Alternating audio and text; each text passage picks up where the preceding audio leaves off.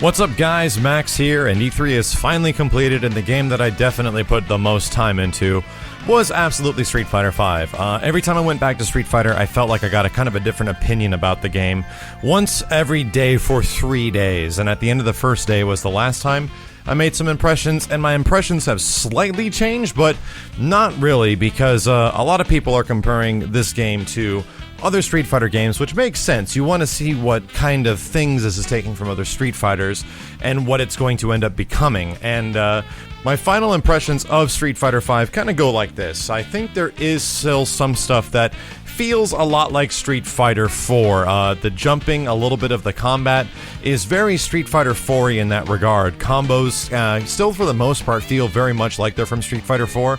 You do like a standing medium punch into crouching sweep with Ryu, and it really feels like a Street Fighter 4 combo. The Link combos feel very similar, but the cancel windows are a lot different, and the overall act of the characters engaging in battle feels like SF4, and that makes sense because it's Dimps. That's the company that made SF4, and they're also making Street Fighter V, so they most likely used SF4 as a base to begin this project. However, there are a lot of things that are deliberately changed from Street Fighter 4, and kind of go back to basics. One of the greatest things that Combo Fiend was talking about that actually made me think a lot about what he was saying and what it actually ends up meaning was the removal of tech, the removal of these really specific mechanics that lead themselves to other things, which ends up being like player tech, and kind of going back to basics. This game definitely does that. When regards to things like crouch teching, in regards to things like backdash and vulnerability, and there are other several things that they've made direct comparisons to Street Fighter 4 that they are deliberately removing, which is a good thing. A lot of that stuff is actually unique to Street Fighter 4 for the most part. I mean, Chun-Li did have a crouch tech and third strike, but nobody else did. And backdash and vulnerability, well, in all honesty, there was no dashing in any other Street Fighter game on the mainline series other than the Street Fighter 3 series. So they're kind of comparing it to Street Fighter 4 because that was the last game they made, and that's primarily the audience they're appealing to, so that does make sense why, if they want to tell you certain things about this game, it's comparing to Street Fighter 4 because it started with Street Fighter 4 and they want to kind of bring it back to basics. And I believe they do that because they do bring it back to basics how the damage is distributed in this game right now, and that's one of the things I like the most about SF5. In SF5 right now, kind of the most basic of fundamentals of Street Fighter fundamentals can get you very big damage and get you wins really fast. There's not a ton of BS when it came to the game. There is some stuff that's being discovered by all means. What you guys have to consider is that this is a very early public build. In fact, it's the first public build that's available to play. So this stuff is going to change dramatically up until the release of the game, which is a very good thing because it feels like the first version of a game. It feels like the first time I played Marvel vs. Capcom 3 back in 2010 at E3. The game came out about the same time frame that we're going to be seeing Street Fighter V come out from E3, which has been about 6 months to 7 or 8 months or so.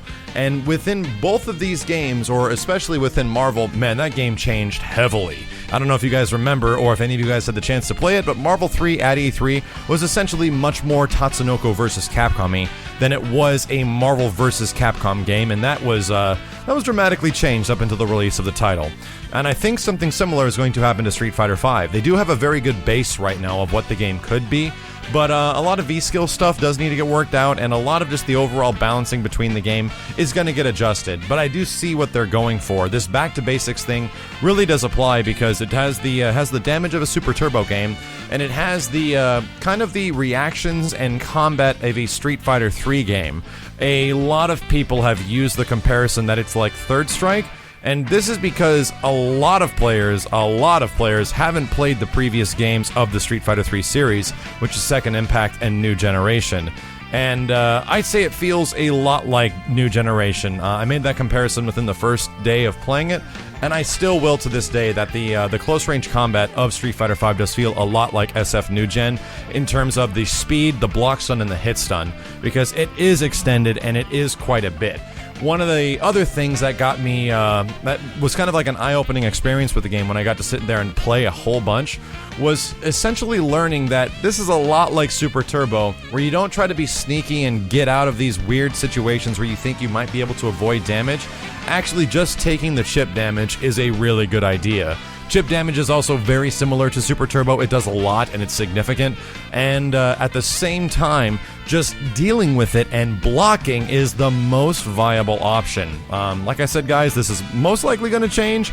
This game is a long way away, but right now, oh my gosh, just blocking that block string, just sitting there and just being super patient and just accepting that they're going to jump in, they're going to do a couple of hits, and when they get out of grab range, you're totally fine. You just walk back and begin the neutral game once again.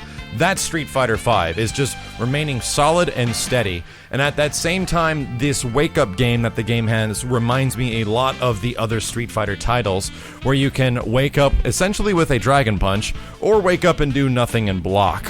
If you try to mash out normals in a lot of these wake-up situations, you will get hit, but there is some really kooky stuff right now with the quick get-up mechanic, which either allows you to get up quick, or get up and roll back a little bit if you press the kick buttons. If you want to get up quick in a neutral position, it's the punch buttons.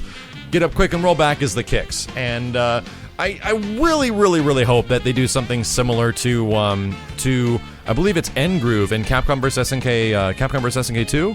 In that thing, if you do a quick get up and you do it a little bit too much, you can be punished for it. There's like a couple of frames that you can be hit during the quick get up.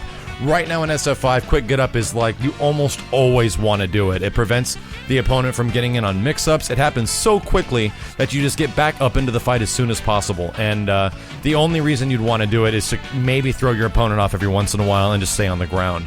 I would love to see maybe the backwards quick get up because it allows you to get away more.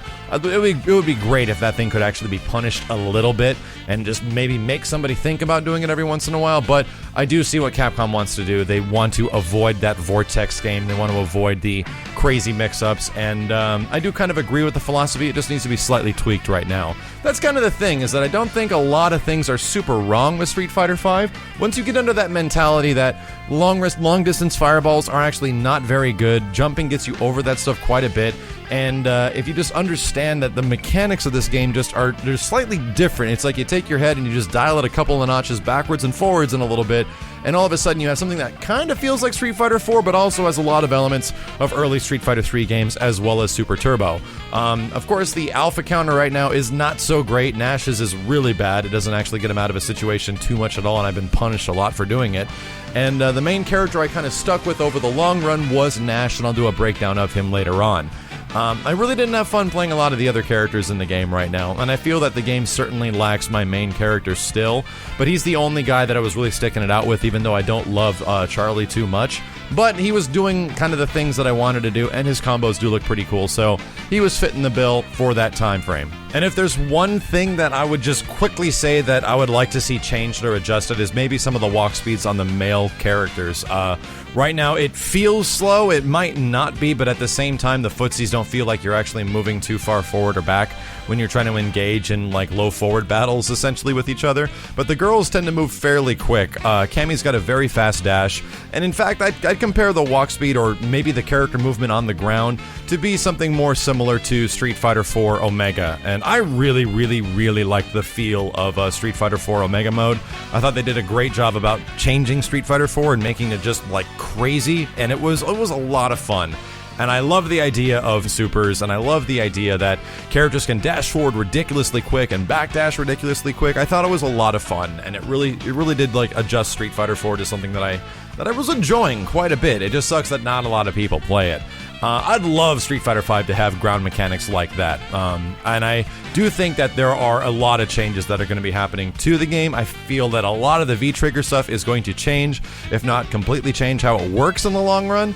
And man, I'm still hoping that maybe we'll eventually see multiple different types of V-Triggers that can be used per character. That would give them a dynamic similar to games like Mortal Kombat X, which actually took that mechanic from other games like Street Fighter back in the day, just because they thought it was cool and would give the characters some variety. And I completely agree. I think that's something that would be really good for this game right now, because it does go back to basics. The characters do have these heavy lunging attacks. They're doing crazy things like animating block stun and hit stun, which never ever happens in fighting games. That's like the one thing you don't have to worry about animating, and they're actually doing it here. So it's obvious that Capcom is putting the time into a huge amount of art development for Street Fighter V, and the gameplay is definitely coming along as it's a ton better than the previous version that was shown in December. Overall, I'm still kind of iffy on the game right now. I was having a lot more fun sticking it out with one character than trying to figure out with other characters that I don't exactly care about playing, and just getting a feel for how everyone feels in the game. And once I started playing Nash a little bit more, I was enjoying myself quite a bit, and I was kind of getting burned out at the same time. It was like, I feel like I'm kind of figuring everything out, and what really comes down to is I just got to get better solid footsie zoning and spacing, which will naturally come with the game as you play it over time. So that's about it, guys. Right now I'm just looking forward to playing more Street Fighter V. I can't wait to see what they do in the next version, and I can't wait to see what they do with the next characters, as there's a few characters that I would absolutely love to see in this game, and I'll be making a future video talking about that as soon as possible. Thank you dudes very much for watching. Like I said, I can't wait to hear your impressions when Street Fighter V comes out, and we'll be talking a bit about that later version when it does come out, so we can actually make a comparison of what changed and what's going to be new in the Street Fighter V beta happening around the middle of July. As always, guys, thank you a ton for watching, and thank you for hanging out. I'll have breakdowns of Birdie as well as Cammy, and then some more Nash stuff coming up later on as well. Take care, dudes, and I'll see you next time.